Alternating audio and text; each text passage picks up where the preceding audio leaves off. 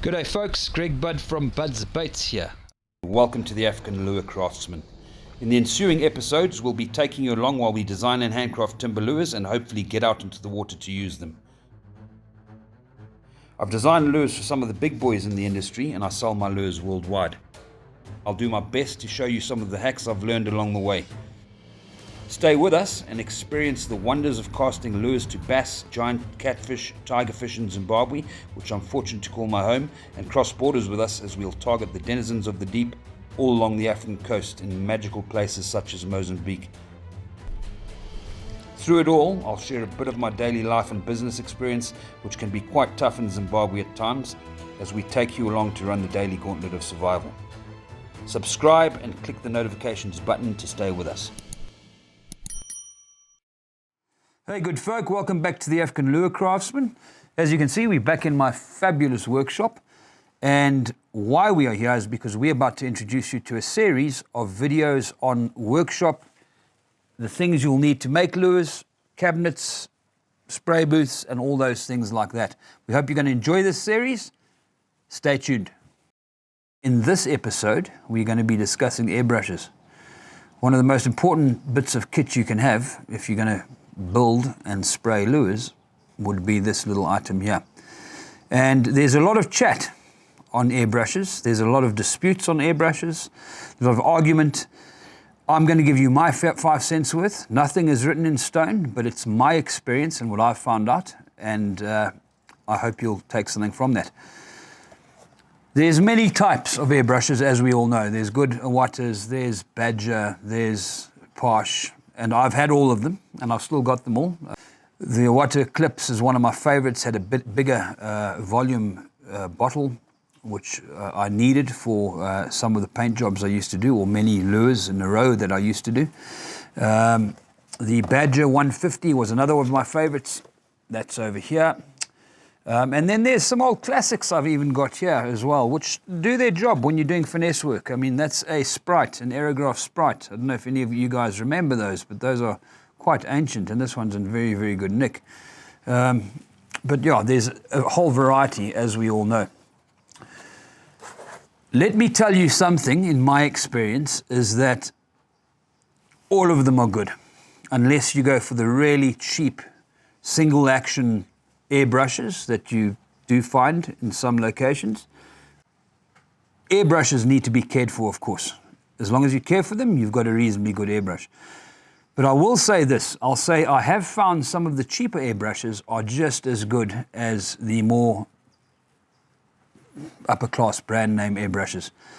And that's not to detract or to denigrate or anything like that from the good makes. I mean, they're all very, very excellent airbrushes. But you can, if you're a beginner and you're getting into airbrushing, you can start with something a lot cheaper. I've gone through a whole lot, and I'll tell you what, these are all good airbrushes. They all work, and these are, I think they're Chinese generic-made airbrushes. Half of them don't even come with a brand name. They're marketed in South Africa under Aircraft brand, or you get them from various hardware stores, and they're all good. They're solid stainless steel, they work, they've got rubber O-rings in the right places, they seal well, they spray well, they need a little bit more care, but they still work. Just look after them and they'll work fantastically. There's other contraptions, some of which I haven't used, and I'm going to reach over here for one. Maybe some of you out there have, and you can tell me about it. But that's something I got from South Africa, again marketed under the Aircraft brand. It's got a designation on it, SGA330, and this has got a pot with a 4 paint color contraption on it. So technically you're supposed to be able to use 4 different colors just by alternating here. I haven't used that yet. I think it's a brilliant idea if it works, but so often these things don't. One thing I do want to bring up is this little guy here, which I stumbled upon some years ago, and now I have many of them. Is a marketed under Aircraft in South Africa, has a model designation of SGA 130K, and this airbrush has become my workhorse. It's a very, very cheap airbrush, And it just goes and goes and goes. And when I say goes, it goes through all the pitfalls that you might have in a workshop, like dropping them. I've dropped these on the nozzles and they've actually bent. They carry on working. I dropped one the other day because I so often like to work with the back off so I can adjust this very readily and easily. I dropped it on the back of the needle and it pushed so hard into the nozzle I couldn't get it out. I had to put it in a vise and I thought the nozzle would be split. I thought it would be the end of the airbrush.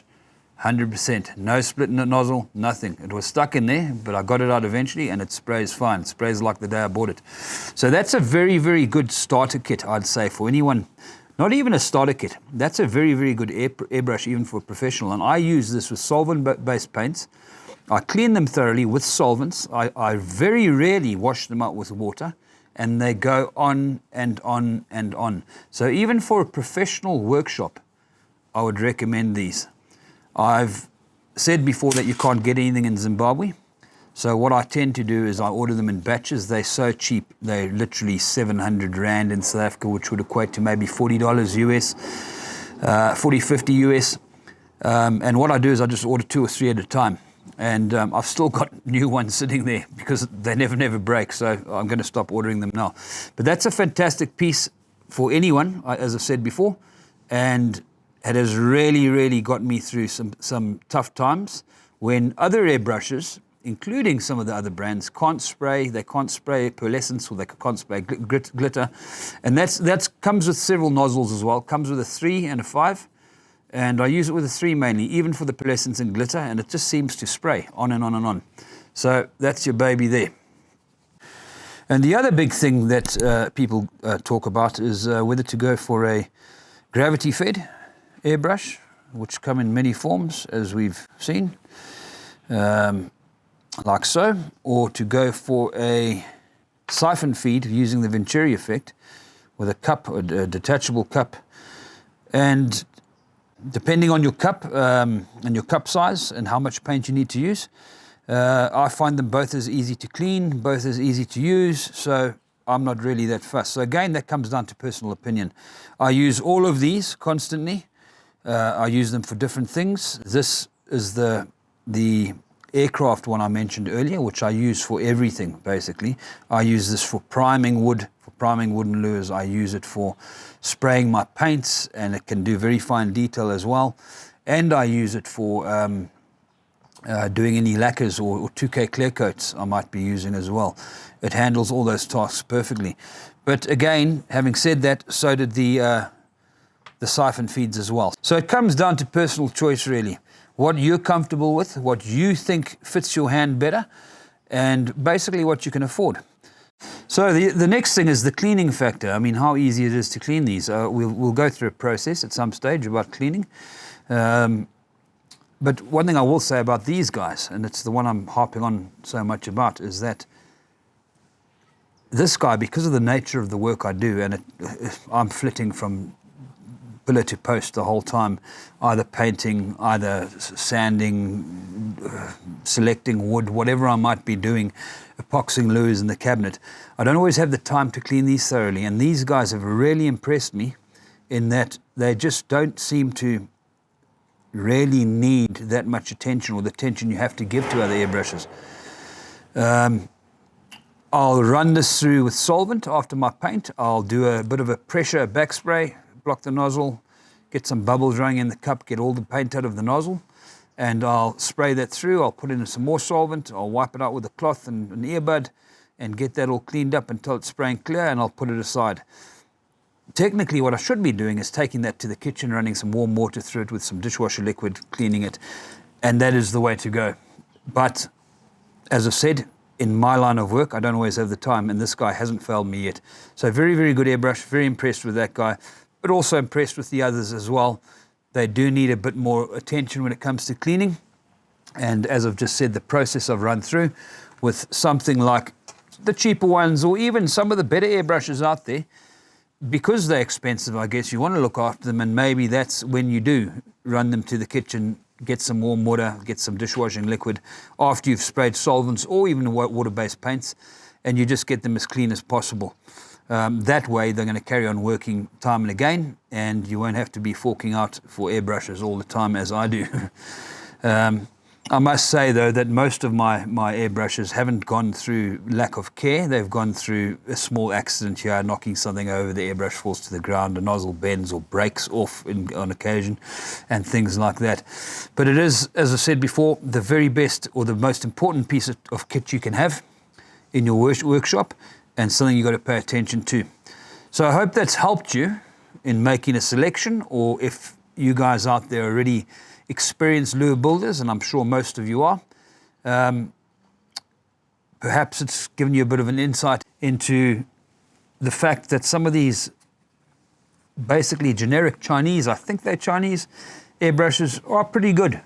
So if you're going to go through a few, or if you need multiple airbrushes at once, that might be something to look at, rather than having to fork out hundreds of dollars for sets of these. And of course, a good airbrush is nothing without a good supply of air. So I'm going to show you over here what I use. We've migrated over here to my spray booth, where I have my compressors set up, some which I use, some which I don't. I'll go through that just now. Having finished the airbrush section, where I probably lost any potential endorsement for an advertising deal, except for some cheap Chinese brand, but hey. Anyway, that's my opinion. I hope you guys take something from that, because I don't think it's really important. There's a lot of good airbrushes out there. You've got to find your own and come down to your own conclusions on what's good for you. But if you can learn something from my experience, what you've seen is it. So what we got here is my current setup. And what I use at the moment is a 50-litre commercial compressor. Not an expensive one. It's one of the cheaper brands, actually. But hey, you're not running anything constantly off it. And you're not doing any high intense work off it, or high pressured work off it. But this guy works wonders, and I'll tell you why. Running off a normal airbrush compressor, even with a tank, the tank is so small that you often get a build-up of moisture, particularly in a humid climate. With a bigger 50-litre tank, you'll find that you dissipate that moisture a lot more. So, though I do run it with an inline water trap still, as a safety measure, you'll see that that's always dry. And you've just got to empty the tank often. Make sure you release the pressure and pour out, or allow the tank to dispel any of the moisture and water it's got in there. Often you'll get like half a litre of water coming out of the tank. So that's one of the reasons I use it. The other reason is because I like to run multiple airbrushes. With the simple connector there, you can get a T-piece, which I haven't got on there at the moment, and you can run 2 airbrushes at the same time off your one tank. I'm sure you can do that in the smaller compressors, but far easier doing it off this. Why I have this other compressor here is because in Zimbabwe, we have power cuts often. And unfortunately, I have a generator to run the lights and everything, but the generator cannot run the bigger compressors. So this little guy comes in handy when those times happen, and when I have to get something painted and there's no power. What I started out on in the early days was this simple guy here.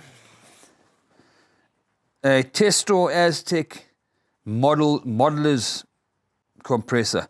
And that even worked wonders. I mean, I was able to paint some pretty good lures like that. Looking back on them, they were not fantastic, but they were okay. And that guy worked. But when you're getting to the stage where you're producing and you've got to get stock out, obviously you want the better equipment. And again, that's what I use there. So guys, I hope you've enjoyed that little section on airbrushes. I do understand it might have seemed a little bit vague. It doesn't really tell you what to go out and buy, but it gives you my experience on what I've used, what I've been through, what I wouldn't buy again, and what I would buy again. So basically, I think you can take something from that. If you like what you're seeing, subscribe, hit like, the notifications button, and tune in next time.